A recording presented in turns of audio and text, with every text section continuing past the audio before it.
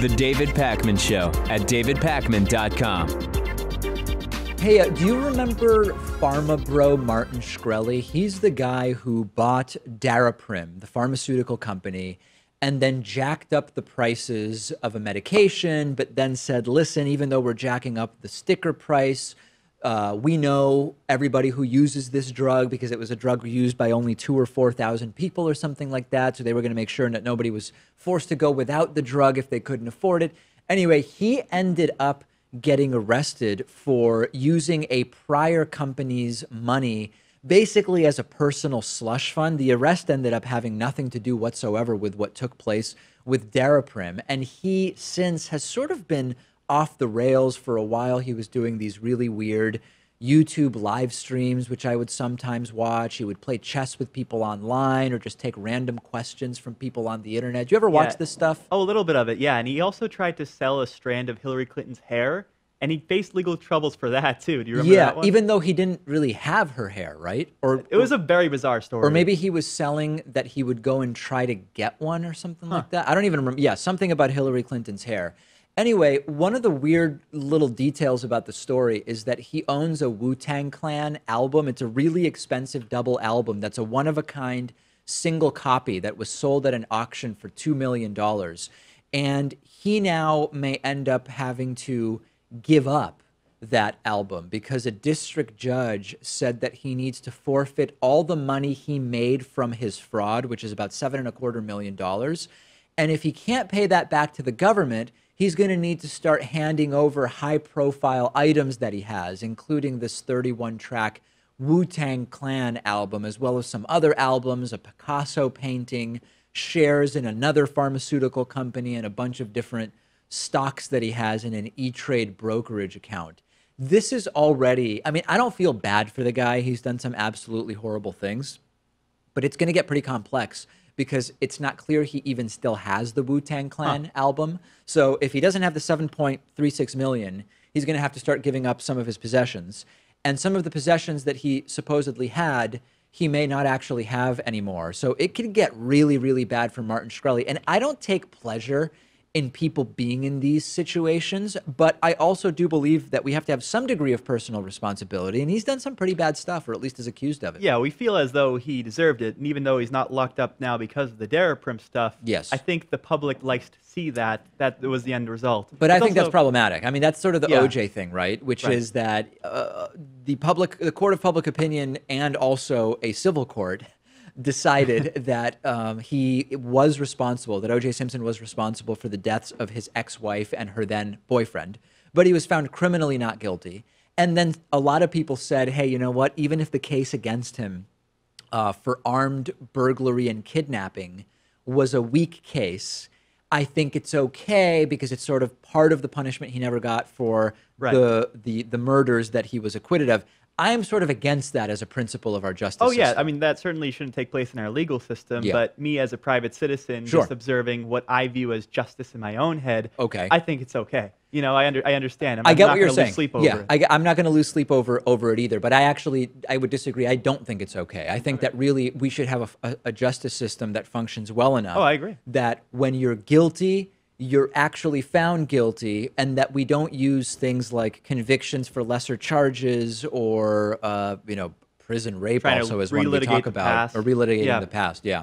All right. So not good times for Martin Shkreli. I don't know what else to say about him. Seems like such a Martin Shkreli move to buy this Wu-Tang album and just keep it for himself. I don't think the public has access to those records, do they? All those tracks? I mean, I don't It's one really of a kind. Yeah, it's a one-of-a-kind thing. It's not digital. It's not clear he has access to it either because he may not even have the thing anymore. Hey, here's something really weird. We've talked about the political implications of Donald Trump wanting to move the American embassy in Israel from Tel Aviv to Jerusalem. It's a move that I've been completely unequivocally against.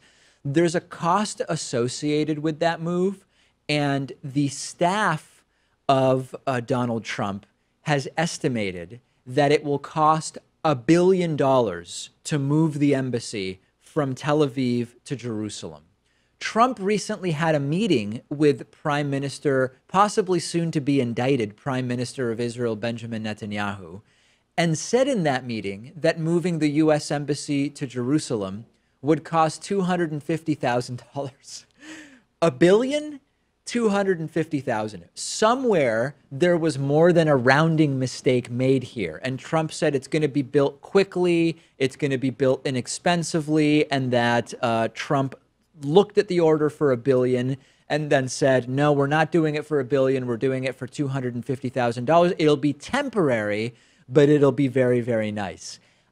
I don't even know what to make of this, right? I mean, there's the possibility of modifying the Jerusalem consulate into something that could serve as a temporary embassy while an actual embassy is built. But that even those temporary changes are probably going to cost way, way more than $250,000. $250,000, you might pay $250,000 for an estimate for a proposal to build an embassy.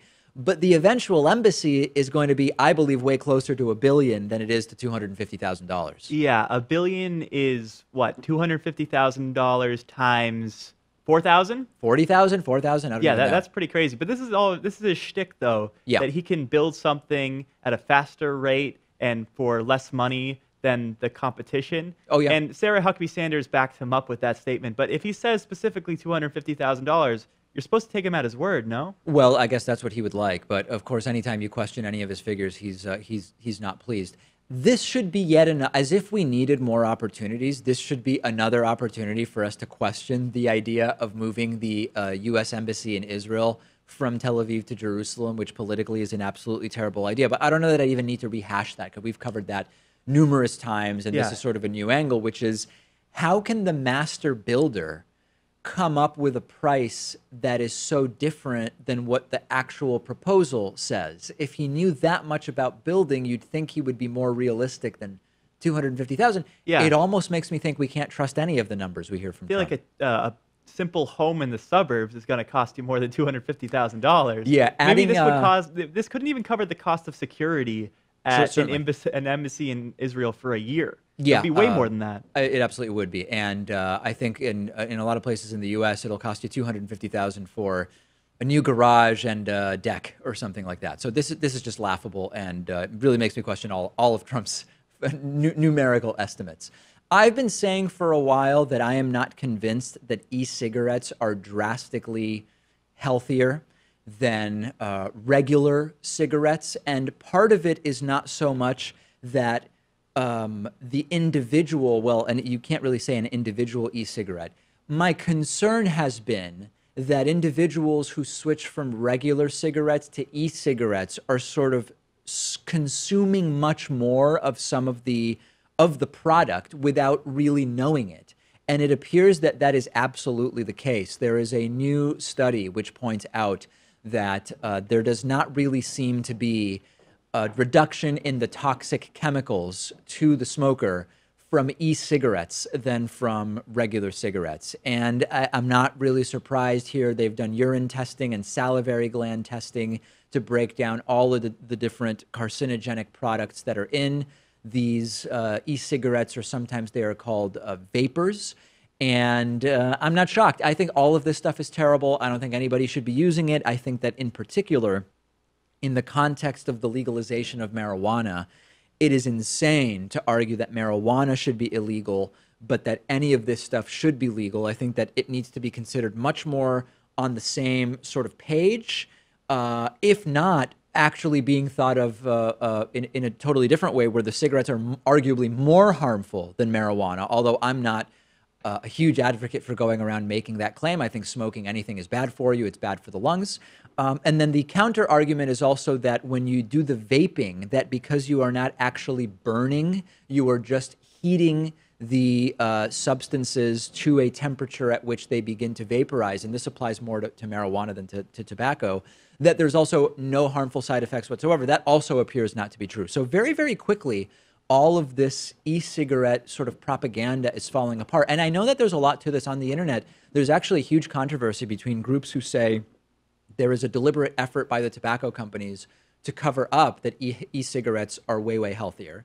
And then there's other groups who say, actually, there's a cover-up being done of the fact that e-cigarettes are not actually healthier. And the more science that we get, the more it seems that this is not a healthy habit whatsoever. Yeah, I think it's a sad revelation, honestly, because I always thought of e-cigarettes as a way for smokers to transition, similar to like the nicotine patch or nicotine gum, and that this would be a healthier alternative. And even if people want to take up smoking or vaping, this would be an easy way for them to do it.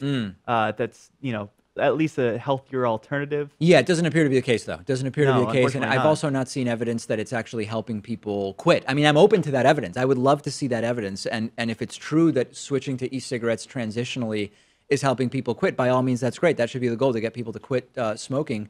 But I've not yet seen any reports that actually tell us that that's going on. This is one of the first studies that assesses the health impacts of the chemicals in e-cigarettes, but I've seen some studies about the use as a transition device, and it doesn't look that good to me. Yeah, and interestingly enough, the fruity flavors are more harmful than the traditional tobacco flavors. Not surprised. You're not surprised? Yeah, well, because it has all the same stuff, and in addition, I mean, it's all, like when you walk by, there's actually someone that lives near me who I often will be walking home, and the guy stands outside of his building, and it always smells like bubble gum because he's standing outside with a bubble gum e-cigarette.